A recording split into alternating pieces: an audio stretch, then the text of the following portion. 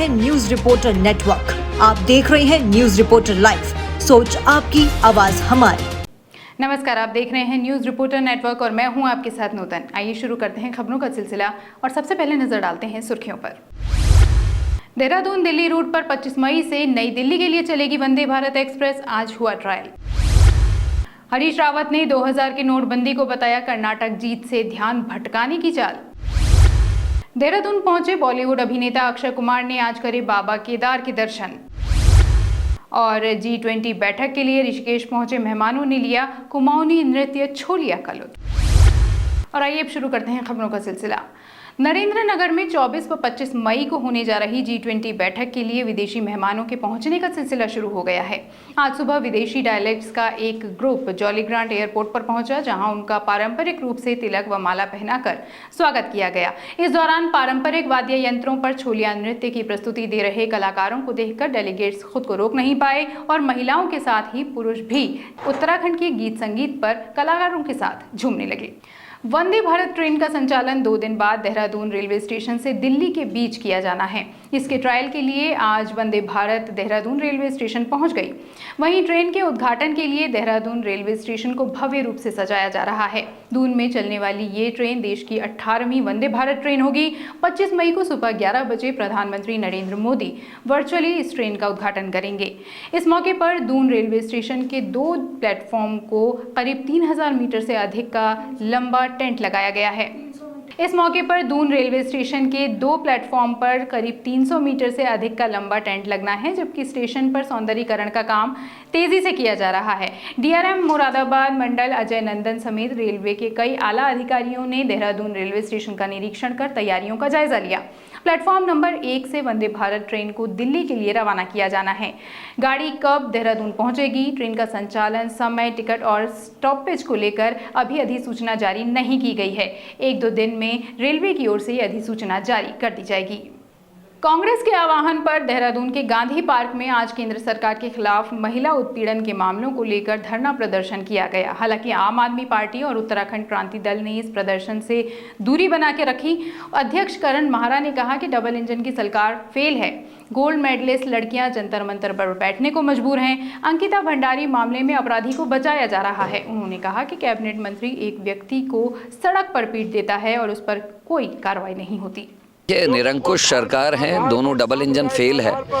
चाहे दिल्ली में हमारे जंतर मंतर में पद्मश्री अवार्ड से सम्मानित गोल्ड मेडलिस्ट लड़कियां हमारी बैठी हैं, लेकिन आज 1 महीना उनको हो गया, कोई सुनने वाला नहीं है। उनको महापंचायत करनी पड़ी 28 तारीख को। यहाँ अंकिता भंडारी मर्डर केस में सबको पता है कौन वीआईपी है और किस पार्टी का है, लेकिन उसको छिपाया जा रहा है, उसको बचाया जा रहा है। एक व्यक्ति को हमारा कैबिनेट मंत्री पीट देता है सड़क में, उसकी पत्नी महापंचायत कर रही है। उधम सिंह नगर के सीमांत जिला खटीमा तहसील क्षेत्र में अवैध मिट्टी खनन का कार्य जोरों पर चल रहा है, जिस पर कार्रवाई करते हुए उप जिलाधिकारी द्वारा अवैध खनन को रोकने और खनन कारोबारियों पर शिकंजा कसने के लिए ताबड़तोड़ छापेमारी की जा रही है, जिससे खनन माफियाओं में हड़कंप मच गया। आज सुबह कंजाबाग रोड पर छापेमारी की गई, जिसमें एक मोटरसाइकिल और अवैध रूप से मिट्टी खनन परिवहन करते हुए एक ट्रैक्टर ट्रॉली को पकड़ा गया। ज्ञात हो कि खटीमा विधानसभा क्षेत्र में इन दिनों मिट्टी खनन का अवैध कारोबार जोरों पर है। ऐसे में खनन कारोबारियों पर शिकंजा कसने के लिए स्थानीय प्रशासन ने मुहिम चला रखी है। कैबिनेट मंत्री गणेश जोशी ने देहरादून के हाथीपड़ कला स्थित कैंप कार्यालय में मसूरी मॉल रोड पर में चल रहे निर्माण कार्य के संबंध में पीडब्ल्यूडी के अधिकारियों के साथ बैठक की। बैठक के दौरान कैबिनेट मंत्री गणेश जोशी ने मसूरी मॉल रोड में चल रहे सुधारीकरण कार्य की धीमी गति पर नाराजगी व्यक्त की और मॉल रोड पर जगह जगह पड़ा मलबा हटाने के भी निर्देश दिए। श्री जोशी ने कहा कि मॉल रोड मसूरी का हाट है। ऐसे में पर्यटन सीजन को देखते हुए जहां जहां आवश्यकता है उन जगहों पर शीघ्र अतिशीघ्र कार्य करना चाहिए। सीजन चल रहा है, मसूरी का जो पीक सीजन है वो शुरू हो गया है, जिसकी वजह से वहाँ के दुकानदारों में, आम जनता में बड़ा रोष है। आज मैंने प्रशासनिक अधिकारियों को, विभाग के अधिकारियों को, पुलिस के अधिकारियों पर बुलाया था। मैंने उनसे कहा कि आप डे नाइट काम कीजिएगा और 4 दिन के अंदर उसको इस लायक कर दीजिएगा कि लोग चल सकें और बाकी काम आप बाद में करिएगा ताकि लोगों को दिक्कत ना हो। चीफ ने मुझे आश्वस्त किया कि वो कल खुद मौके पर जाएंगे। 19 मई को भारतीय रिजर्व बैंक ने स्टेटमेंट जारी कर 2000 के नोटों को वापस लेने की घोषणा की थी। इसके बाद पूरा विपक्ष सरकार पर हमलावर है। आरबीआई के मुताबिक 23 मई से 30 सितंबर तक लोग बैंकों में 2000 के नोटों को बदल सकते हैं। वहीं आज देहरादून के बैंकों में हर रोज की तरह सामान्य रूप से कार्य हुआ। कहीं पर नोट बदलने के लिए लोगों की कतारें देखने को नहीं मिली।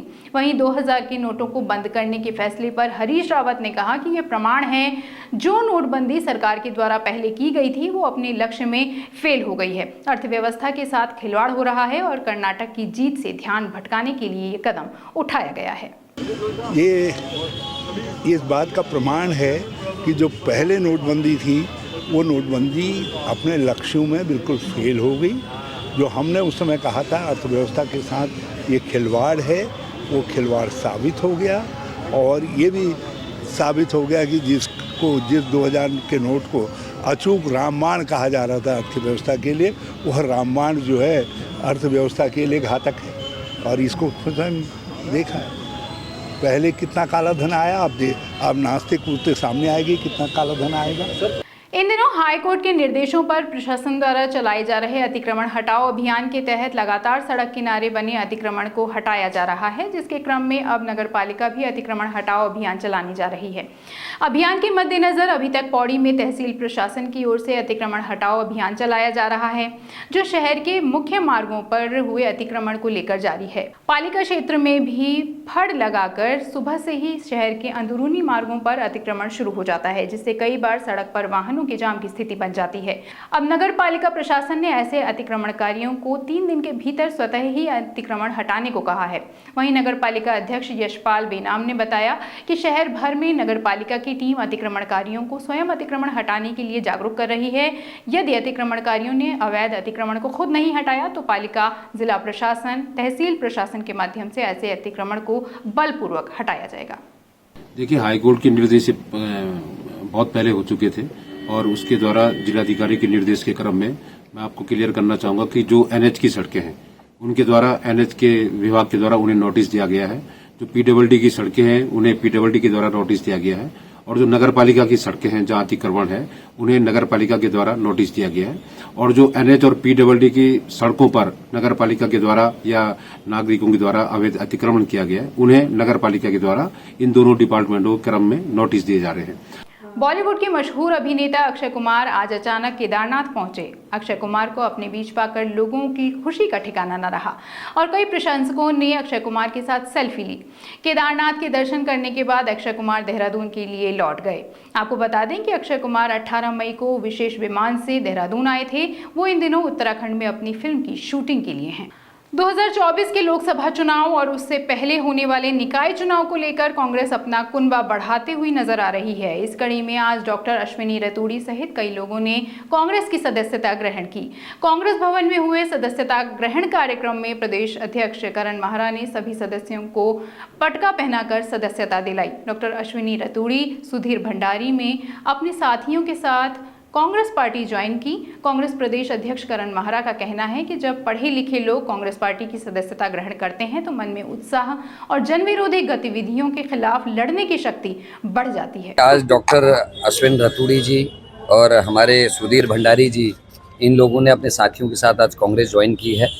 और जब ऐसे साथी ज्वाइन करते जो पढ़े लिखे लोग हैं और जो जिस समय हमारी सत्ता नहीं है, सत्ता के टाइम में तो सब लोग आते हैं, लेकिन ऐसे समय में ज्वाइनिंग जब हम लोग संघर्ष कर रहे हैं, जब हम सड़कों पे हैं, जिस समय हम अंकिता के लिए लड़ रहे हैं, हम अपने पहलवान गोल्ड मेडलिस्ट बहनों के लिए लड़ रहे हैं, जब हम किरण नेगी की को न्याय दिलाने की लड़ाई लड़ रहे हैं, जब हम बेरोजगारों की लड़ाई लड़ रहे हैं, ऐसे में डॉक्टर अश्विन ने हमको ज्वाइन किया है अपने साथियों के संग, भंडारी जी इत्यादि के साथ। तो ये हमारे लिए उत्साह बढ़ाने वाली बात है और ये सबसे बड़ी खुशी की बात है कि पढ़े लिखे लोग, जो फिजिशियन हैं, जो इंजीनियर्स हैं, जो कॉर्पोरेट्स हैं, वो आज कांग्रेस को ज्वाइन कर रहे हैं। इससे हमारा भरोसा बढ़ा है और हमको लड़ने की ताकत मिली है और इससे लगता है कि आने वाला भविष्य निश्चित ही अच्छा होगा और जो हमारी आवाम है, हमारी जनता है, उनके जीवन में आसानी आएगी। किसी की बेटियां बाहर नौकरी में जाने से नहीं डरेंगी और जो बेरोज़गार नौजवान हैं वो अपनी मांग को, अपने हकों को आराम से सड़कों में लड़ सकेंगे, बात रख सकेंगे।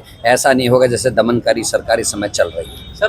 गंगा नदी के किनारे कचरा डाले जाने से प्रदूषण का स्तर बढ़ने पर संज्ञान लेते हुए सरकार नदी किनारे स्थित गांवों में निकलने वाले नालों की जियो टैगिंग करेगी ताकि नदी में ठोस कचरा प्रवाहित किए जाने से रोका जा सके। इसके बाद तत्काल कार्रवाई के लिए जियो टैग किए गए नालों का ब्यौरा शहरी निकायों, शहरी नगर विकास मंत्रालय और ग्रामीण स्वच्छ भारत अभियान से साझा किया जाएगा। पिछले महीने हुई एक बैठक में NMCG के वरिष्ठ अफसरों ने बताया कि उत्तराखंड के उत्तरकाशी में सुरंग के निर्माण के कारण गंगा नदी के किनारों पर बड़े पैमाने पर मलबा डाला गया है। इससे नदी में पहले से मौजूद ठोस कचरा और उफनाने लगा है। आज उत्तराखंड कांग्रेस की मुख्य प्रवक्ता गरिमा मेहरा दसौनी ने उत्तराखंड राज्य की समस्त मातृशक्ति से आह्वान किया है कि महिला जहां एक ओर सरस्वती, लक्ष्मी, अन्नपूर्णा का रूप होती है तो वहीं काली, चंडी और दुर्गा का भी रूप होती है। महिलाओं को मैदान में उतरना होगा और अपनी बहू बेटियों के सम्मान और अस्मिता की रक्षा के लिए सोई हुई सरकार को जगाना होगा और महिला विरोधी भाजपा सरकार को उखाड़ फेंकना होगा। इसी के लिए आज उत्तराखंड कांग्रेस की महिला नेत्रियों ने उत्तराखंड राज्य की सभी मातृशक्ति से आह्वान किया है कि इन अधर्मियों के खिलाफ हमने तो कमर कस ली है, आप भी कमर कस लें।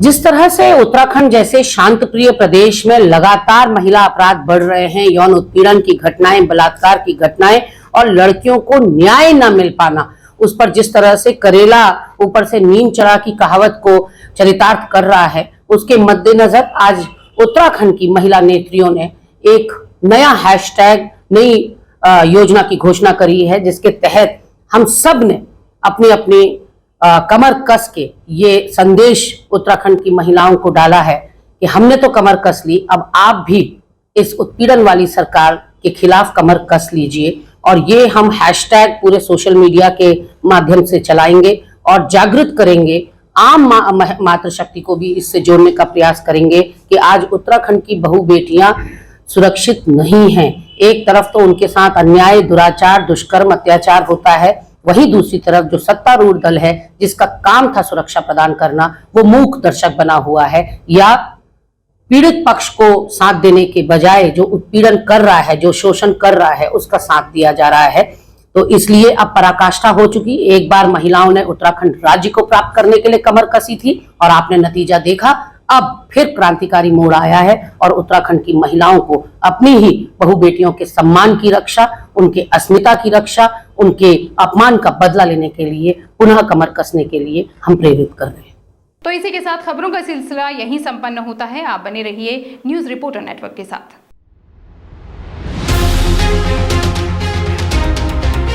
ये है न्यूज रिपोर्टर नेटवर्क। आप देख रहे हैं न्यूज रिपोर्टर लाइव। सोच आपकी, आवाज हमारी।